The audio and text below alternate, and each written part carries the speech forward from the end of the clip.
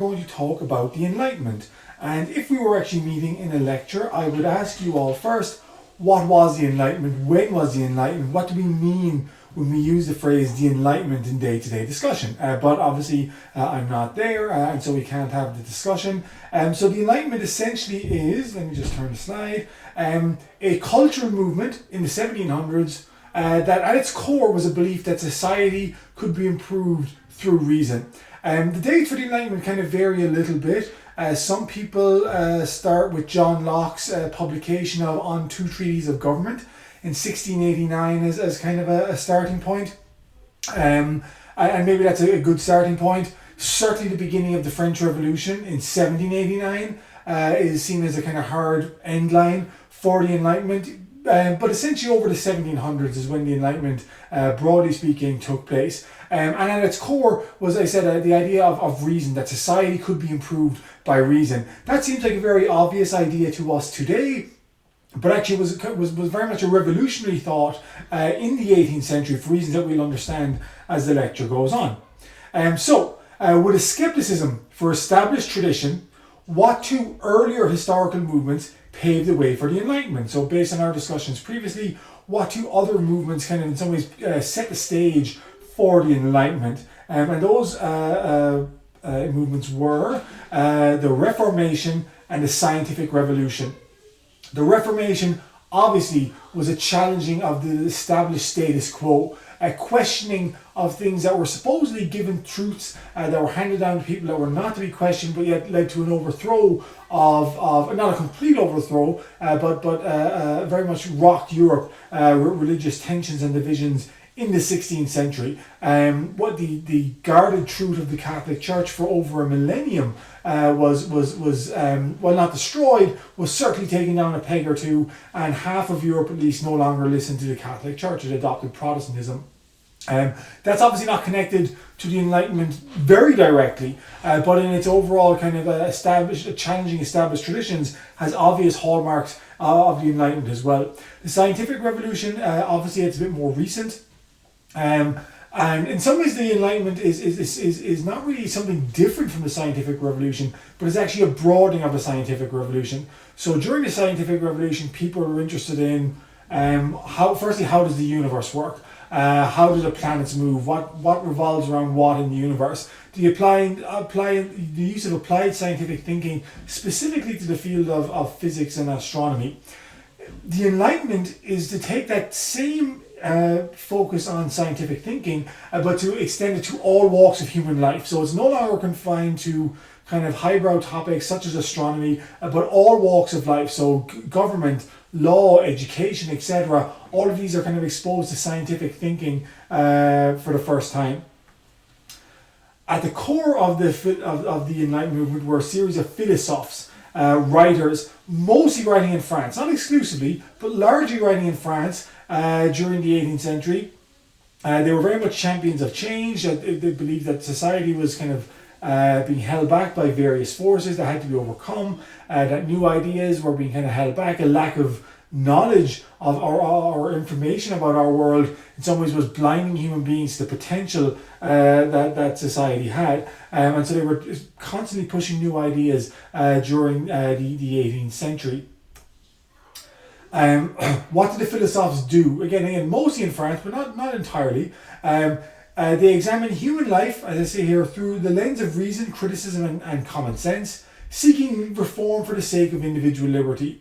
So there's kind of two strands at play there. First, they believe that society in general could be improved through a kind of more scientific way of thinking, that the collective force behind human beings, or the collective force behind society, could be enhanced if only more knowledge, more education, more information were out there.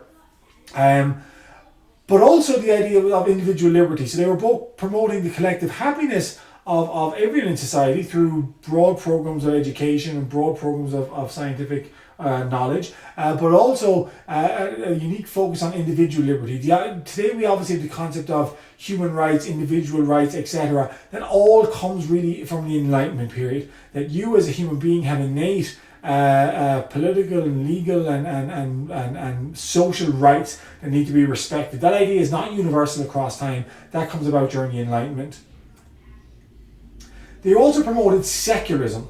What, of course, was secularism? If you don't know what secularism is, sometimes it's kind of framed as anti-religious thinking. Not necessarily. It basically means you believe in the separation of church and state. In theory, it's possible to be secular and religious at the same time. Although in practice, most people who obviously support secularism do not support religion. So these philosophers writing in France in the 18th century, and France, I mean, not just France, but we're going to look at some philosophers later on who are mostly French, or at least French speaking. But they are champions of secularism.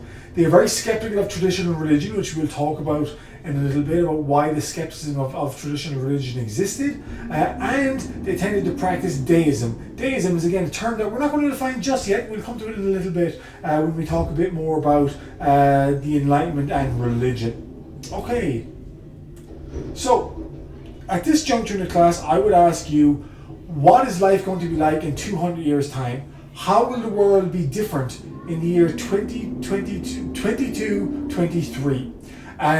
And this is something I've had actually in my lecture for about 10 years. I have to say that initially when I put it into my lecture, it actually worked largely well, and that most people predicted that the world would be a better place. Over the last 3-4 years, there's been a bit more negative pushback from people saying actually maybe things won't be better or won't be improved. And I don't know if that's kind of a comment about the wider environment or the wider political atmosphere we live in, or whatnot, but certainly over the last couple of years I've got more darker attitudes emerging whenever we had this discussion. But broadly speaking, I think even if you're kind of pessimistic about the political future or the future of our planet, most people would say that, well, in 200 years' time we'll certainly have better technology. Society, largely speaking, mostly, will be a better place. Will be further advanced, I guess, in terms of racial justice, maybe, for example, or society will be more democratic. And most people tend to promote those views. That idea, again, comes to us from the Enlightenment. Because actually a kind of break in how people imagined time itself taking place happens during the Enlightenment. Up until the Enlightenment, most people viewed time as secular, or that is moving in cycles. Why did they envision time moving in cycles? Well, they basically saw it as in the same way that the natural year progresses from winter to spring to summer to fall to winter again. They saw human societies largely in the same kind of process. That there was times of great political, economic, and I guess technological advancement, which that's still true for us today. But then there was recession. There was time in which political gains were lost, when technology was lost. That is something very new to us. That's something we're not familiar with. But in the early modern period, the idea that society could lose technology, that society could actually unadvance or retreat from advances it made, was actually very well established. For example, the ancient world of the Greeks and Romans, that some of the engineering feats that were accomplished by the ancient Romans were not matched again until modern times. And so there was very physical evidence in the world we lived in that ancient Rome was kind of a peak that human societies had evolved to, and then that was followed by decline in the Middle Ages. So society again moved in cycles. Human beings had triumphs at the top of the cycle but came back down. The Enlightenment shatters that notion and basically kind of talks about how I guess replace it with a kind of upward straight line curve, which I'll show actually a graph in a moment to give a better example of what I'm actually talking about. So at the core of Enlightenment thinking is a belief that the quality of life can be greatly improved. This is something that again is innate to us today. Most of us believe, even if you're kind of pessimistic about the future, you believe that the human beings have the ability to craft a better future if they so choose. This idea is very much out of the Enlightenment kind of, or essential to the Enlightenment thinking. The quality of life could be improved if only people were better educated, etc. This was very different again from how medieval Europeans conceived the world. Medieval Europeans believed that human nature was actually very negative. And the question I have here is, like, what was the base for that belief? Why were human beings viewed in a negative light in the medieval mindset. And the answer was very simply that the idea of original sin, that man was being punished for having the original sin, for the sins of Adam and Eve, literally, and that this transferred itself into political thinking in terms of, well, if life is not really great, if we are suffering miserably, farming our fields or working in the mines or whatever we do, that's okay, because life on earth, from the medieval mindset, is transitory. The eternal reward that we're going to receive in the afterlife, that's much more important. So if life is so what if you know, you have a shit time working in the field? Tough luck, deal with it. In the afterlife, things will be much better. The Enlightenment changes that mindset. And in some ways it does so because there's also a growing, I said secularism earlier on, a growing kind of, in some ways, doubt about organised religion itself. And if we're not to go to, and again, I'm speaking very broadly here, that it's not the case that everyone who believes that we have to make progress in this world is an atheist. That's not what I'm necessarily talking about. But certainly if there's a kind of growing skepticism about the existence of an afterlife, then it's important upon us to try and improve the life we have on this earth. And so that's what the enlightened philosophers were very concerned about, trying to improve how society and how society could be organised, arranged, and conducting itself in the here and now.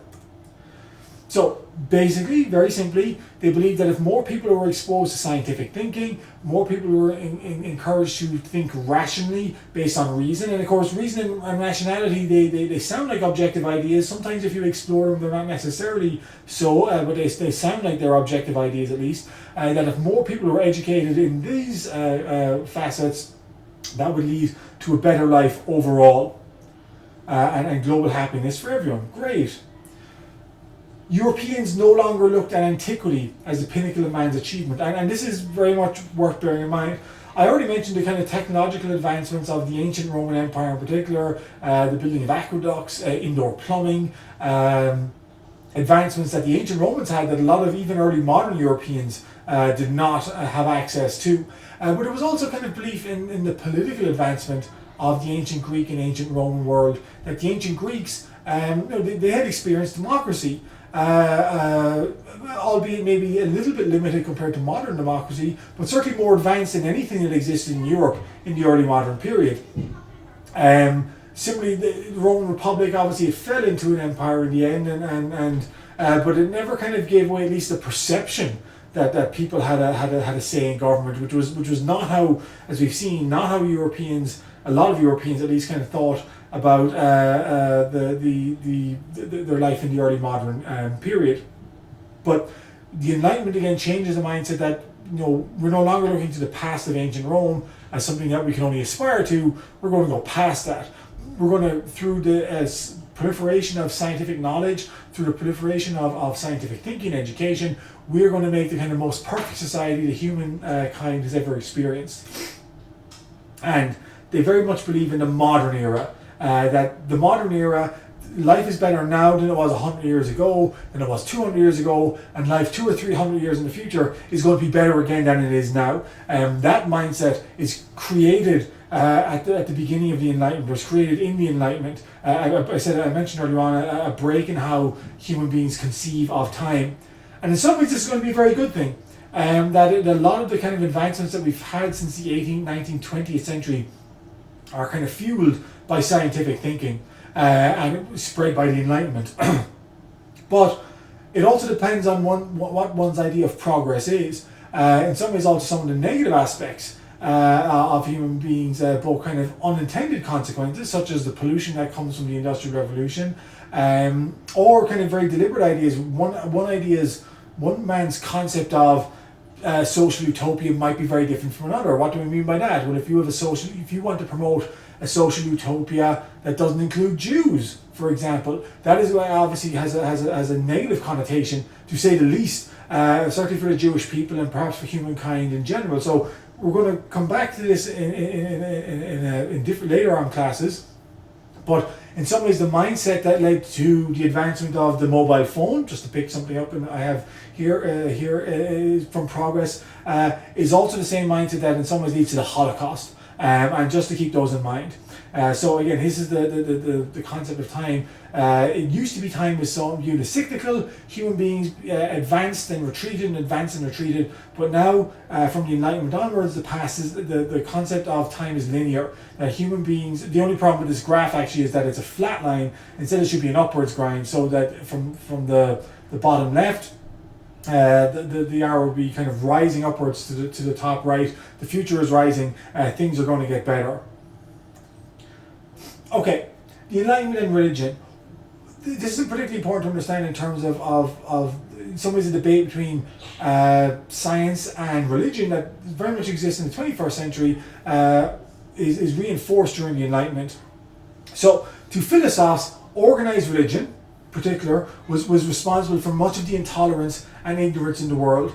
And if there was one institution that they really held out to be responsible for holding people back, that was the Catholic Church. It wasn't just the Catholic Church. I mean, all organized religion in some ways they felt was kind of keeping people ignorant, keeping them kind of fearful, keeping them afraid of knowledge and new scientific thinking. But the Catholic Church in particular was. Why the Catholic Church? In essence, because the Catholic Church had a greater belief in miracles, mysteries, mysticism, etc. It was considered to be the kind of greatest promoter of ignorance and things that are not possible from a scientific point of view, and therefore keeping people kind of held backwards as a result. So they criticized a negative view of man, which obviously was promoted by religion. They were very critical of the connections between church and state. Again, I mentioned earlier on that the philosophers at their core were secularists, and they promoted the separation of church and state. There is no such thing really in the 18th century, certainly the early 18th century, as a separation of church and state. The established church of the monarchy, so in France Catholicism, in England Anglicanism, whatever it is, in Spain Catholicism, that was also the state church. And so they in part this was one of the institutions they wanted to target, that the separation of church and state they believed was important because Christianity in their eyes was promoting a very negative view of humankind. So philosophers instead, they weren't atheists, most of them. We're going to come across a couple of people later on, Denis Diderot in particular, who largely were atheists. But most philosophers were not anti-religious. They were not or anti the idea of God existing. But they were against organized religion. And so instead they promoted the philosophy known as deism. What exactly is deism? That's my question obviously for you guys. What is deism? So deists ultimately believe that God created the universe. Obviously, He created the universe. He started things running. They believe that the universe was rational, that if you uncovered the kind of laws governing the universe, they were all rational scientific laws. They couldn't be, altered. But they did not believe that God interfered with things as they happen on Earth, which is very different from, again, medieval Christians who constantly believed that God was interceding in their daily lives in a variety of different ways. The philosophers of the Enlightenment and the deist philosophers argue that no, God's not involved at all. So, for example, next Sunday when you're watching a football team or your local NFL team competing and maybe they're losing in the fourth quarter, and you'll throw up a prayer to God, go, please intercede, let this interception or this let the defense get one more stop or whatever it is. An 18th century deist would say to you, you're wasting your time. God does not interfere on the field of play or in any other aspect of human society. So these people believe that human beings, if they lived rational lives, and of course this is again, so this is not, they certainly believe that they are living good Christian lives or good rational lives, good holy lives, but their concept of what a holy life is or what a good religious life is very different from that of the Catholic Church. But they believe if they live virtuously, that eventually over time religious institutions such as the Catholic Church will wither away, and so human beings will be left with an enlightened, organized a society in which organized religion itself, however, will play no part. That everyone will be kind of educated enough to kind of accept the truths that they believed were universally evident to everyone, and not believe the kind of lies and misconceptions as promoted by various organized religions. And on that, like, just to give you a kind of I guess a real in development of what I'm actually talking about. This guy, so this founding father, made his own Bible by cutting out all references to miracles and the supernatural. And the answer is, drum roll please, Thomas Jefferson.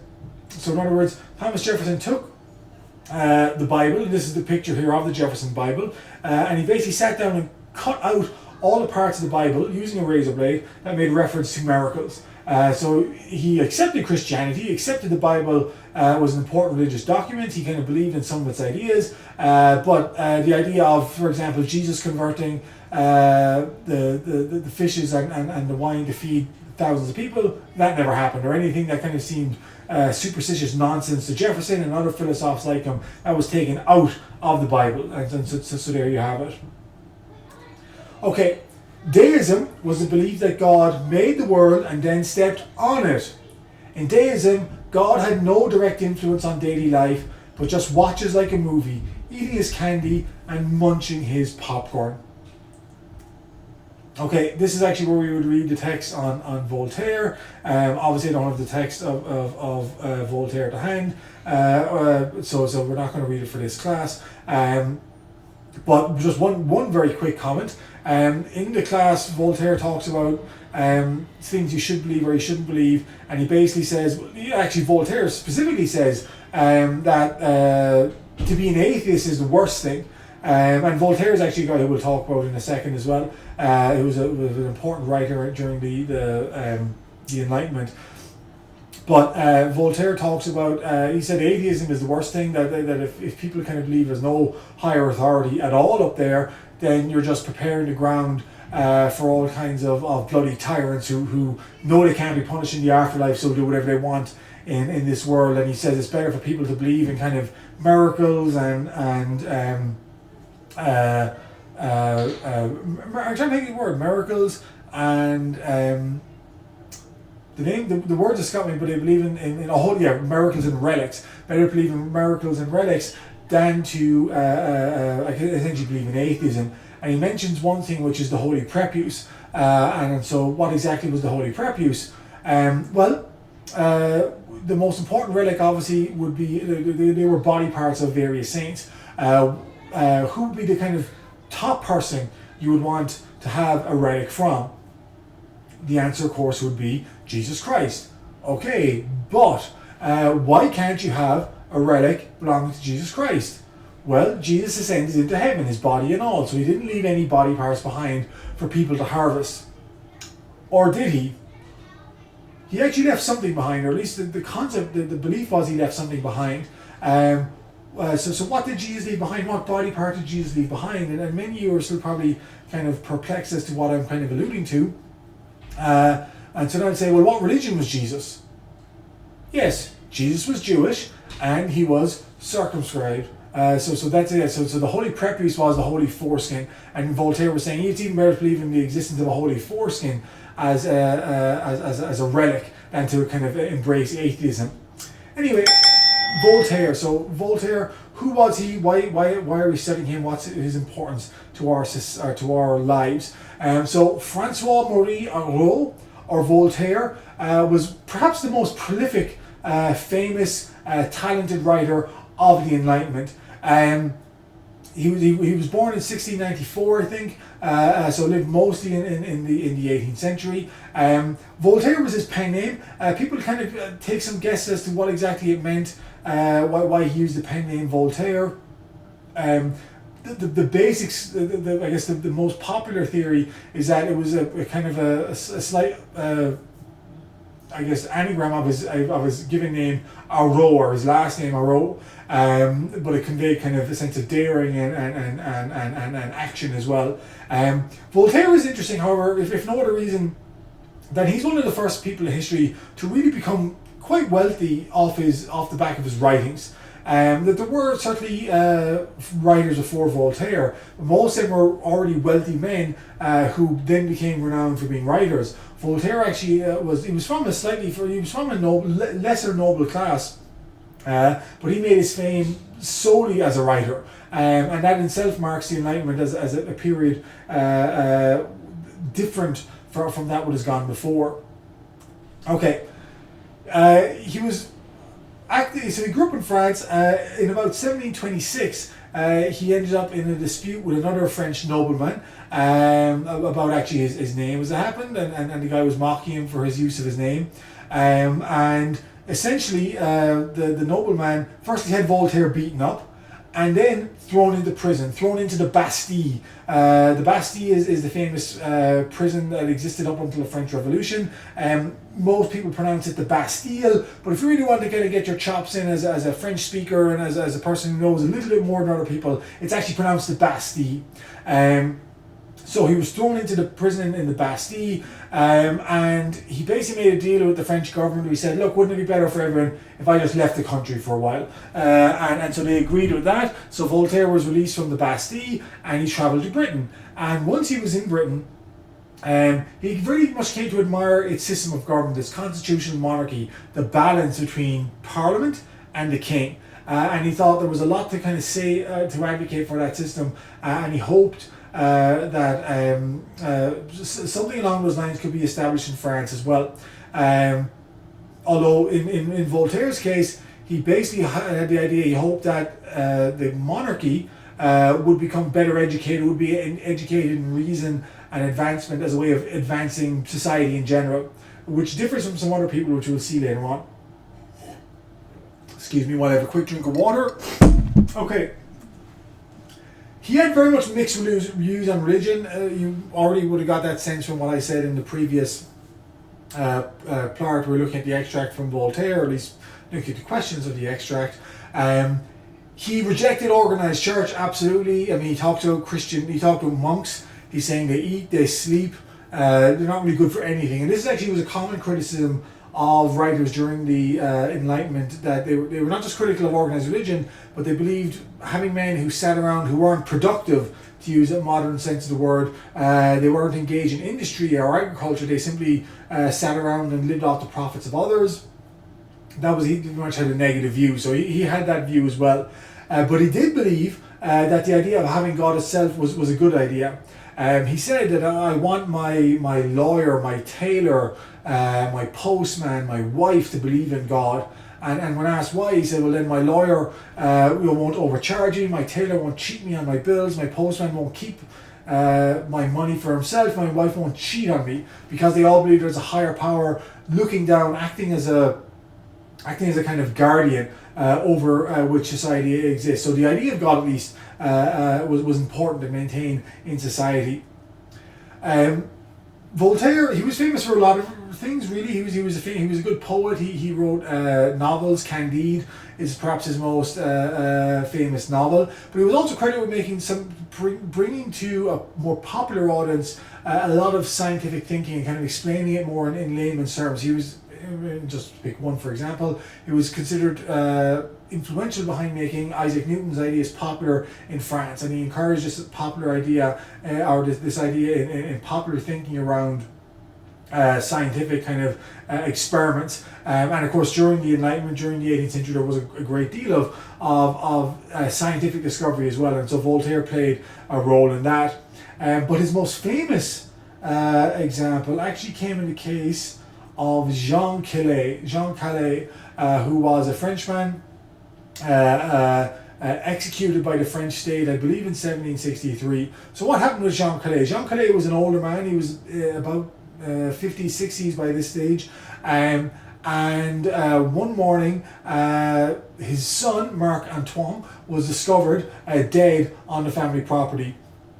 And initially, the family claimed that Marc Antoine had been murdered. And so the authorities in Toulouse began investigating the murder, and they quickly concluded that Jean Calais had murdered his son Marc Antoine.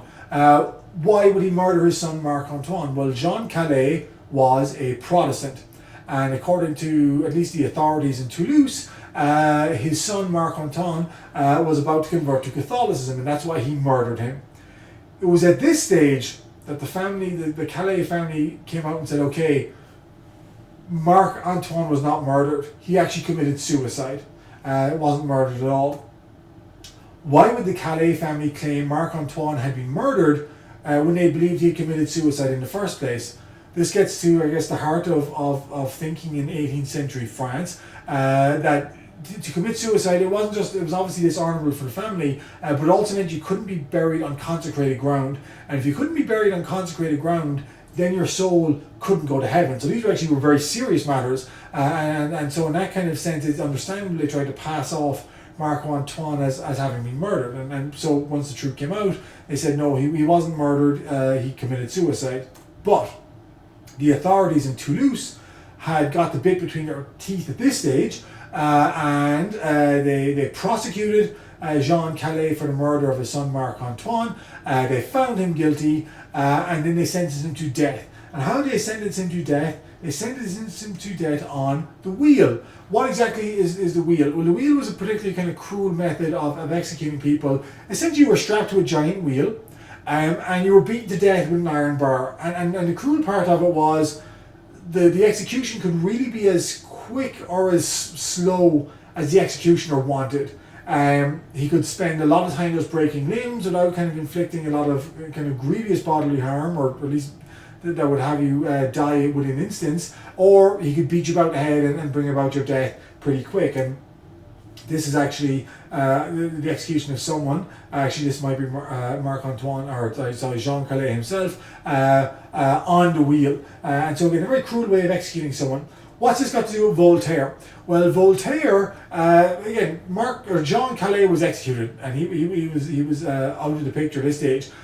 The Calais family came to Voltaire and pleaded with him to kind of make his case a kind of national or a national kind of cause of injustice. Initially, Voltaire didn't believe the family of Jean Calais. He accepted that what the state had said, that Jean Calais had murdered his son. But as he investigated, he realised actually an enormous miscarriage of justice had taken place. And he began an epic kind of letter writing campaign and producing of pamphlets until in 1765 Jean Calais was pardoned posthumously by Louis XV, the King of France, and his family was awarded a pension. Again, not much good for Jean Calais himself. Obviously he was dead by this stage, but his good name was restored, and his family was at least somewhat compensated. Okay. The next, so we're going to look at four philosophes together. The next philosopher is Montesquieu, Baron de Montesquieu, and his famous work, The Spirit of Laws. So, Montesquieu is actually from a much more kind of upper class noble family than Voltaire, and this actually shows in terms of the content of their political philosophy as well. He first gets attention in the early 1720s for his publication of the Persian Letters. The Persian Letters basically was a kind of a fictional story in which two men were traveling from Persia, traveling around Paris, and writing accounts of what they were experiencing in France and sending them back home, or at least that's how the narrative was presented. And of course, this was obviously a very kind of subtle way in which Montesquieu himself was able to criticize the vast institutions of the church and the monarchy in France. For example, he wrote that the King of Spain has vast wealth that he pays off his monarchs, or he pays off his vassals and kind of corrupts the Spanish state, but that the King of France had an even greater source of wealth, and that was the vanity of his subjects, and he had people competing for his kind of fame and honor. And obviously we saw a bit of that actually with Louis XV or XIV, in our earlier class. So this is how Montesquieu was framing his criticism of the organized church and of the monarchy. And why did Montesquieu choose to frame his criticism of France as a fictional account of two foreigners traveling through the country? And so the answer that most of you would get was because this in some ways gave him some kind of protection against the charge of I guess being prosecuted basically for publishing his ideas. Montesquieu could claim, oh no, I don't think this is not what I think at all. This is a kind of humorous account of how some people come and misunderstand our country and our society when they visit it, but all the while, of course, they are actually being very kind of subtle or very kind of deliberately criticising those institutions. Like Voltaire, Montesquieu spent time in England, and he was an admirer of the institutions of the British state. He was a studier of the institutions of the British state, and in 1748 he published his own idea of how essentially how a government should run. It was called The Spirit of Laws, and this kind of takes the Enlightenment thinking. So again, when I say the Enlightenment was the application of scientific thinking, broadly speaking, to wider realms of human society, this is a good example of that. Montesquieu is using kind of rational thought, rational thinking, in trying to explain how a government can be better organized. He firstly said each country needed a type of government that suited it, so that this is not a one-size-fits-all approach, that he recognized that different countries had different institutions that would suit it. He did prefer constitutionalism. In fact, the idea in some ways of crafting a constitution, I wouldn't say it was totally invented by Montesquieu, but certainly after his Spirit of Laws is published, it gains a lot of credence in Western circles, and obviously the United States, which was formed in 17, we'll say formed in 1789 when the Union, all the states joined the Union, the original 13, I guess 1790 to be more accurate. They do so because they've adopted the federal constitution of the government, and so he preferred constitutionalism. He takes a different tack from Voltaire. Voltaire again largely wanted an educated monarchy to act as a bulwark against nobility. He believed that nobles were far more corrupting in society, and that a monarch had to rein them in. And this obviously speaks to Voltaire's own experience. He was beaten up and essentially imprisoned at the whim of a French noble.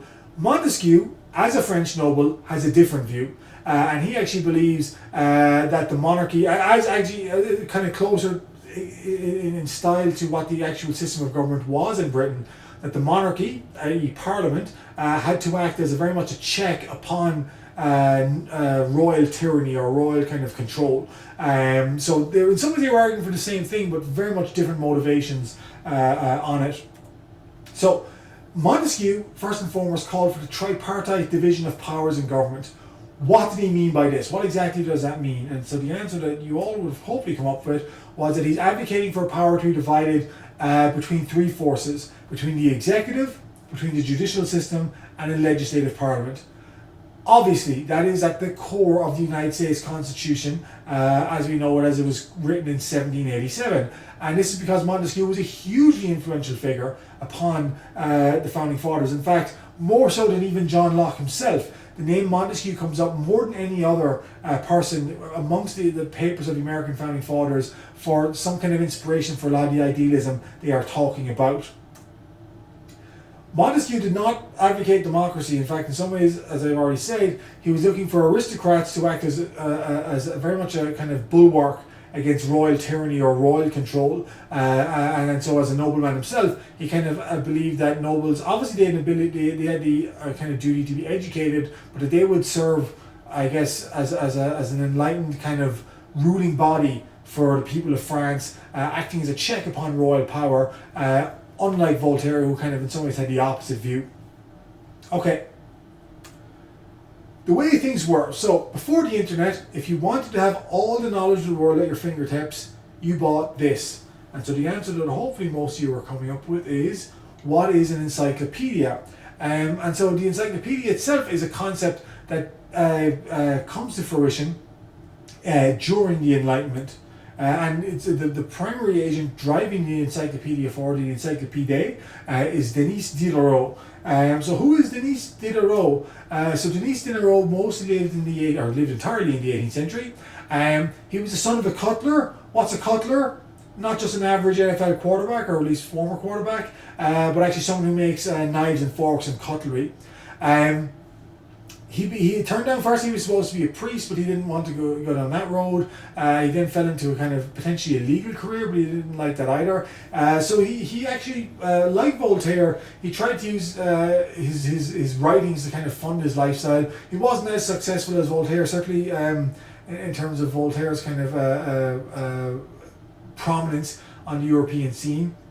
he actually penned pornographic novels for a time period to kind of make ends meet, but he was never hugely financially successful as a result of this. And eventually he conceived the idea of the project of the Encyclopedia. The bulk of his kind of most productive years, Denis Diderot worked on his Encyclopedia, or as we would call it today, an encyclopedia. Why was he trying to do the Encyclopedia? Essentially, he wanted to demonstrate that all knowledge ultimately was rational, that there was no kind of mystical knowledge or power kind of held by a church or by those claiming to kind of have the royal prerogative or royal authority to govern. That all knowledge was rational, and that if only everyone had access to this knowledge, then the world would be a much better place. So he was trying to essentially not construct, but corral all knowledge of the world, explain it rationally, and make it available to all the people of Western society at least. So the Encyclopedia contained 60,000 articles, had over 140 authors, so he wrote some articles himself, Montesquieu wrote some, Voltaire wrote some, so again these are some of the most brilliant minds of the 18th century who were writing in the Encyclopedia. Obviously it was a massive work, it couldn't all be contained in one book. It actually had to be published in 28 different volumes. So it was published it began with A and kind of went from there, and was dealing with all facets of human life. So it was sold all over the world, even though it was in French. The first version was in French. Thomas Jefferson, who's a well-known Francophile, promoted in the United States, where he sold it very well. I believe he actually sold a subscription to Ben Franklin, amongst others. And it was a great success, at least in terms of world knowledge. However, censorship saw it banned, especially in Italy and France, and then Italy and Spain. For a time, the French government banned it as well. Why do you think the Encyclopedia was so controversial that some people sought to ban it? Well, it gets back to what we say, that there is no such thing as objective knowledge. That all knowledge, even if people are aspiring to be objective, they're writing about the perspective of people from a point of view, from any point of view. And so, for example, the entry on the Catholic Church, that's probably going to be written by someone who is not necessarily a fan of the Catholic Church. The entry on monarchy, again, that is not going to be written by someone who is certainly not a fan of absolute monarchy. So even though it was supposed to be objective, there was enough kind of veiled criticisms of the Encyclopedia, or criticisms of various institutions in it, to get itself banned in certain countries. Louis XV actually banned it in France in the 1750s, partly in response to an assassination attempt upon himself. And actually we'll talk about that assassination attempt in more detail in our next lecture. Our final talk today, our final kind of character we're going to examine, is Jean-Jacques Rousseau. Jean-Jacques Rousseau is different from the other philosophers we examined in class, partly because he's not actually technically French. He's from Geneva in Switzerland, but also because he's a critic of the Enlightenment. He is not kind of praised it universally as Voltaire, Diderot, Montesquieu, or others do. He's actually quite critical of a lot of aspects of the of the Enlightenment. And yeah, I'm going to say exactly what I mean by that. So he first came to attention for an essay contest he entered in 1749, an essay contest for the Academy at Dijon, and basically was asking whether the advancement of science was a good thing for human beings. And Rousseau kind of struck a contrary note where he said, no, actually, I don't believe it is. That human beings were a lot better off before the modern world came along, and not the modern world, I mean the organisation of society kind of took place, so he's including kind of pre-modern societies in this, and essentially corrupted human nature. So again, he was taking a tone that was quite different from that of other philosophers of the 19th century. Why did Rousseau think that human society was corrupting? Well, his basic argument was man is born free and everywhere is in chains. That's a central argument to his book, The Social Contract, which was published in 1762. So again, this is after his essay, and he basically argued that a lot of the problems that begin in society, and in fact he says day one, when did human society go wrong? When someone drew a line in the ground and said that's my property, that is when human society began to kind of go, from Rousseau's argument, on a darkward turn. So again, he's a little bit in talking about the state of nature, which we saw with earlier philosophers such as John Locke or Thomas Hobbes. What happens in the state of nature? Rousseau essentially argues that society becomes corrupt because it gives privilege to some people over other based on their ownership of property. So he's very much a critic of upper class privilege, especially upper class privilege that was entrenched by legal distinctions and privileges within the system of law in France itself. The rich have everything, the poor have nothing, but it's the kind of collective owning of the property and which kind of provides continuous wealth to the upper classes that he was very critical of.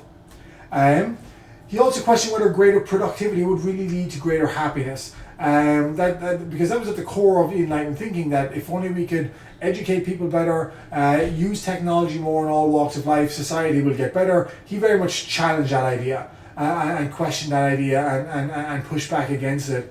He wrote another novel in 1762 called Emile, in which the story of kind of a simple boy who was kind of being educated by a tutor, but was kind of in some ways being educated outside of French society, and not to kind of accept the kind of traditional norms and rules of society as handed down to him. So that was he was very much critical of a lot of the organisation of contemporary society. In The Social Contract, that's his most famous work, again also 1762, he said that people could be free, but it could only be free by subjecting their I guess individuality towards the general good or the general will. So he believed that unlike Voltaire and others who believe that individual rights kind of triumph over everything, in some ways Rousseau struck a different note, that the general will would be the voice of the nation, the voice of the people, and that the majority of people would usually know what's best for society as a whole. And so the kind of contrary kind of individual or libertarian ideas that flourished a little bit in the 18th century, although most people wouldn't kind of fit in the modern definition of libertarian today.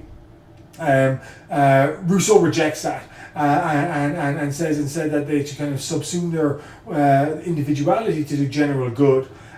Rousseau wasn't a hugely successful philosopher in his own time, but after his death a lot of his ideas gained traction during the French Revolution, which we will see. In fact, what modern political ideologies do you think were inspired in part by the work of Rousseau?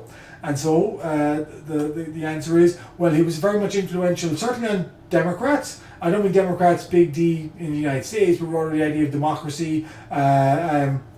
He himself believed that only the only kind of true free states were small city-state republics, that people would have a direct role in other words, direct democracy. People themselves would vote in government as opposed to appointing representatives. Rousseau was a fan of that. Was certainly a supporter of a lot of democratic ideals. His anti-property kind of position, and certainly anti-upper class privilege position, also meant he was kind of a forerunner and influential on a lot of the ideas of Karl Marx as well.